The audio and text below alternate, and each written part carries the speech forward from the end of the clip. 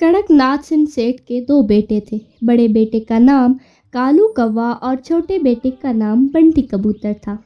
कड़कनाथ सिंह सेठ की उम्र हो गई थी और वो अपनी आखिरी सांसें ले रहा था। मेरे बच्चों, मेरा वक्त आ गया है। मैं किसी भी वक्त तुम्हें छोड़कर जा सकता हूँ।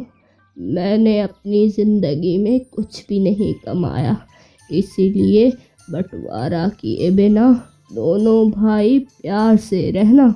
आपकी यही इच्छा है तो हम कभी भी बंटवारा नहीं करेंगे, आप बेफिक्र रहिए। ऐसा कहते हुए कड़कनाथ सिंह सेठ के दोनों बेटे उसे भरोसा दिलाकर परेशान न होने को कहते हैं। ऐसे ही कुछ दिनों बाद कड़कनाथ सिंह सेठ की मौत हो जाती है।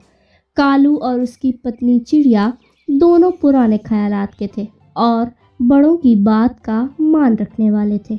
आगे बढ़ने से पहले, एक माँ के बिना घर चलाना कितना मुश्किल होता है, जो दिन रात अपने परिवार और बच्चों के लिए काम करती है।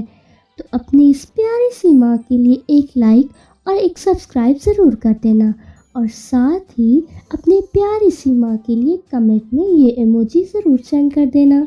लेकिन वहीं दूसरी तरफ बंटी कबूतर और उसकी पत्नी पिंकी चिड़िया पढ़े लिखे और सिर्फ अपने बारे में ही सोचते रहते थे। पिताजी खत, उनकी बात भी खत। अब हमें बंटवारा कर लेना चाहिए। जल्दी से अपने भाई से बात करके अच्छे वाला हिस्सा अपनी तरफ कर लो, और अगर तुम नहीं बोल रहे बंटवारे की तो मैं टुनटुनी भाभी से बात कर लेती हूँ। हाँ पिंकी, ठीक है, तुम ही बात कर लो, क्योंकि मेरी बात तो उन्हें ज़्यादा बुरी लगेगी। ठीक है, मैं आज ही बात कर लेती हूँ उनसे।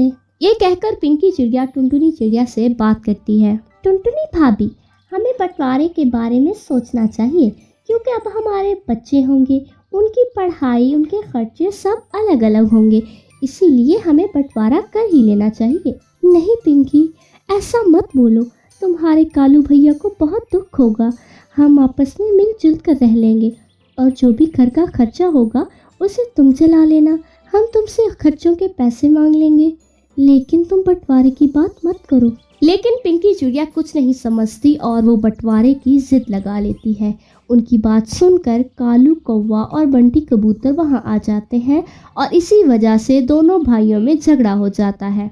आखिर कालू कौवा और उसकी पत्नी ये फैसला लेते हैं, हम पिताजी की बात की इज्जत करते हैं, इसलिए पिताजी का जो भी है वो सब तुम ही रख लो, हमें कुछ भी नहीं चाहिए उसमें से।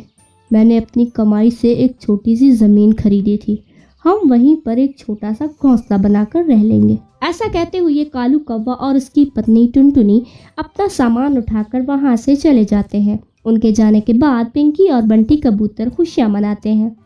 अरे वाह, ये दोनों बेवकूफ़ तो सब कुछ छोड़ कर चले गए। अब जो भी है सब हमारा ही है, हमने थोड़ी कुछ कहा था, वो खुद ही अपनी मर्जी से गए हैं। जाने दो इन्हें, आज हम अपनी एक छोटी सी दावत करेंगे यहाँ पर।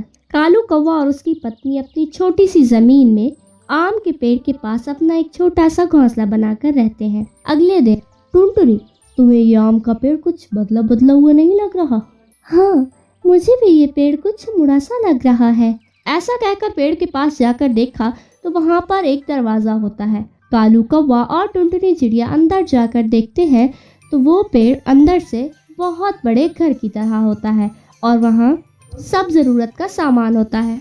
कालू कौवा और टुनटुनी साल भर इन आमों को बेच कर बहुत बड़े धनवान बन जाते हैं। उनकी ये सफलता देखकर बंटी कबूतर और उसकी पत्नी को कुछ भी समझ नहीं आता, और वो दोनों कालू कौवे से मिलने के लिए उसके घर चले जाते हैं और उससे कहते हैं, पिताजी ने सारी संपत्ति तो मैंने रख ली थी, फिर भी इतने कम समय में आप इतने बड़े धनवान कैसे बन गए? मेरे पास संपत्ति के नाम पर सिर्फ वो पुराना घोंसला ही है। भैया, अच्छी सोच रखने पर हमेशा अच्छा ही होता है। तुमने एक बार भी नहीं सोचा कि हम कहाँ जाएंगे और कैसे रहेंगे, इसीलिए तुम्हारे पास सब कुछ होने के बाद भी आज गरीबी में हो। इसके बाद बंटी और उसकी पत्नी को अकल आ जाती है कि हमें माफ़ कर दो भाई भाभी, हम समझ गए हैं, अब से हम हमेशा ईमानदारी के रास्ते पर रहेंगे।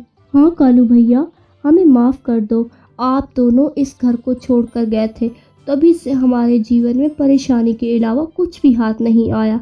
अब हम कभी लालच नहीं करेंगे और मिलकर रहेंगे। इस तरह दोनों भाई मिलकर खुशी खुशी रहने लगते हैं। टोनू जेड़ा कड़कनाथ सेठ के यहाँ काम करता था। अचानक एक दिन उसका सेठ पंछियों को अपने ऑफिस से निकाल देता है।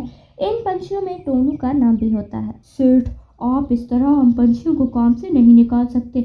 हम लोग आपकी ईंट से ईंट बजा देंगे। जा, जो करना है करके देख लो। मैंने ये कंपनी खुद खोली है। मैं किसको रखूं किसको निकालूं, यहाँ पर मेरी अपनी चॉइस है।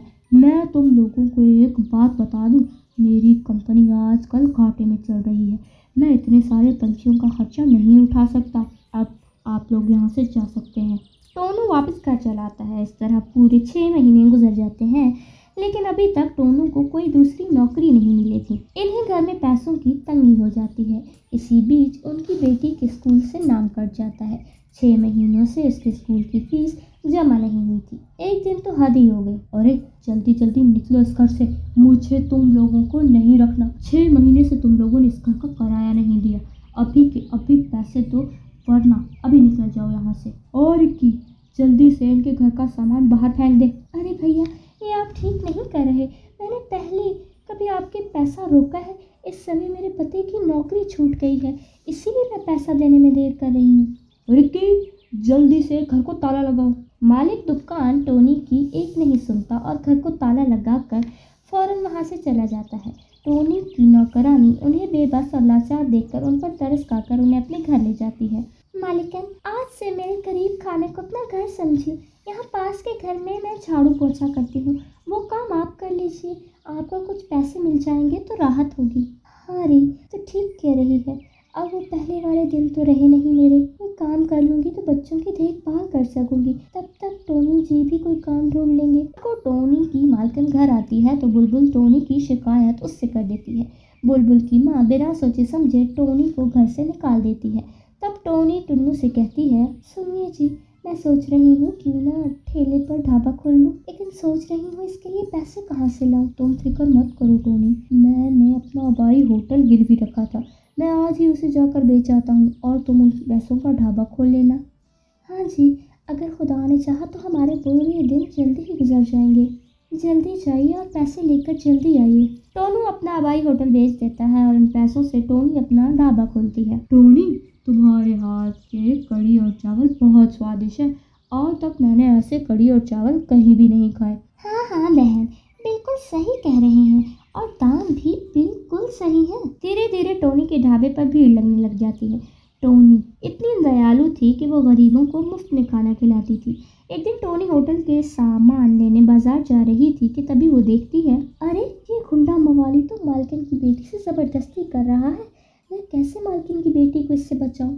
मैं टोनी को फ़ोन करती हूँ। टोनी टोनू को फ़ोन मिलाती है। क्या हुआ टोनी, तुम इतनी घबराई हुई क्यों हो? टोनू जी, आप ढाबे के पास वाले पेड़ पर आ जाइए।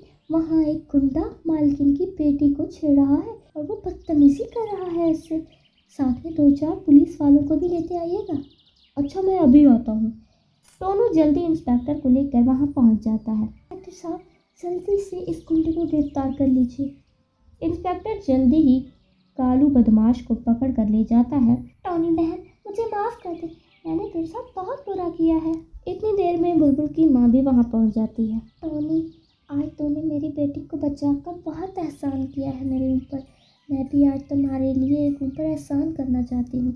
मैं अपना सब कुछ तुम्हारे ढाबे में लगाना चाहती हूँ। अब तुम एक ढाबे की जगह एक बहुत बड़ा होटल खोल लो।